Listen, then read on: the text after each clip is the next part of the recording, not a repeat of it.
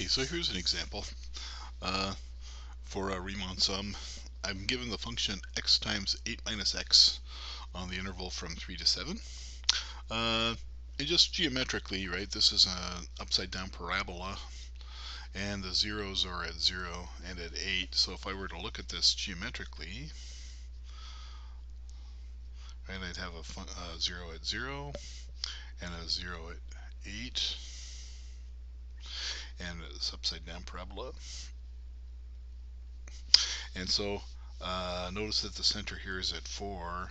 We're going to estimate the area from 3 to 7. Whoops. From 3 to 7.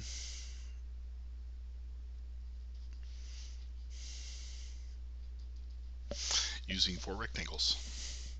Okay, and so we're going to use left endpoints, then right endpoints, and then midpoints. And so the way to start this then is that, from the interval, on the interval from 3 to 7, I need to break up the interval into 4 pieces. And so how did we do that? We let our delta x be equal to b minus a divided by n, which n is 4 in this case. And so of course this is nice because it's 4 over 4, which is 1.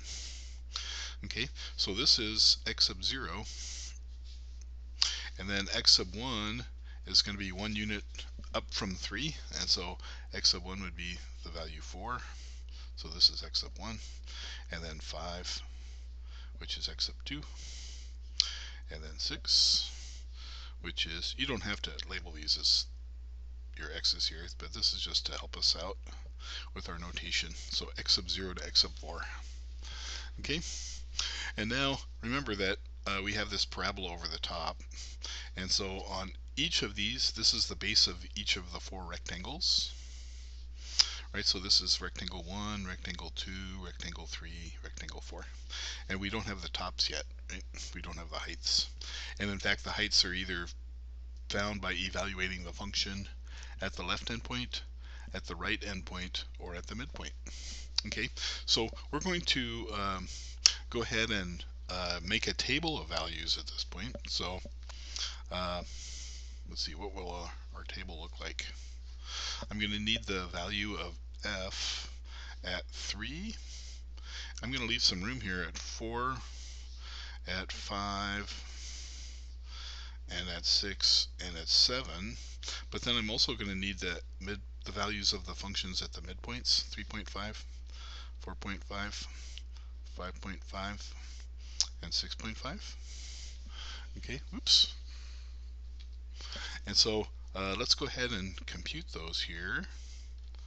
I'm going to pause this so you don't have to watch me fill in the table. Okay, so what I've listed here are just the values of my function at all of these interval points. So f of 3 is 15, f of 3.5 is 15.75, f of 4 is 16, and so on. Good. Now, how am I going to construct L4?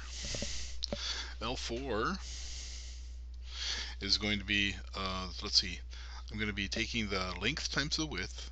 So the first rectangle uses the interval from 3 to 4, right? And so we're going to take f of 3 times 1, which is 15 times 1, plus the next one is going to be from 4 to 5, so that's going to be f of 4, so 16 times 1. And then the next one is f of 5 times 1, which would be 15 times 1.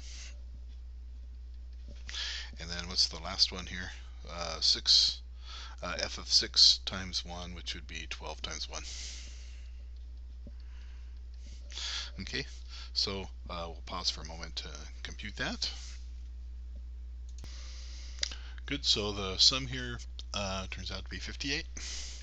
Okay, so what would the R4 be? Using the right endpoints. Well, the right endpoints here are going to be the value 4 and the value 5 and 6 and 7. So we're going to use the y values from 4, 5, 6, and 7. So 4 has 16, 15, 12, and 7. So we're going to have 16 times 1. Remember, the 1 here is the delta x. I'm including it just to be really explicit that we're actually using this, even though the 1 doesn't do anything to your product. So 16, 15, 12, and 7. 16, 15, whoops, plus 12 plus 7. Of course, I forgot to use my ones there as soon as I said that. Good. 16, 15, 12, and 7 times our delta x. And so again, we'll go ahead and sum that. Okay, so that's sum for R4 turned out to be 50. And so the last one is M4. And so that's using the midpoints here. So you can see the 4 midpoints right there. And so we're just summing those values together times our 1 again. So instead of just writing it down, I'm just going to say we're going to take the sum. Do you remember how we talk about this? This is k equals 1 to 4. And then this is going to be f of our midpoints. And so that would be x sub k minus 1 plus x sub k divided by 2 times our delta x. And so in this case, when we do that, we get, okay, so we get we get 55, which is 15.75 times 1 plus 15.75 times 1 plus 13.75 times 1 plus 9.75 times 1. Good. So this is how you would compute or estimate the area using just 4 rectangles, using left endpoints, right endpoints, and midpoints. So it's looking like this is a pretty rough estimate, right? We're only using 4 rectangles. So we'll have to see if we can get a better estimate. Manually, by hand, not using a computer, it does get rather tedious to compute these by hand. So we're going to need to try to figure out a way of doing it either on the computer or by using limits. So that will make our computation a little bit easier. I should say there is an applet on the that is referenced in our textbook, and you should go to that applet and visualize this a little bit better than what I'm doing. And so you can see that we'll do that in class as well. So I'll just stop the video there.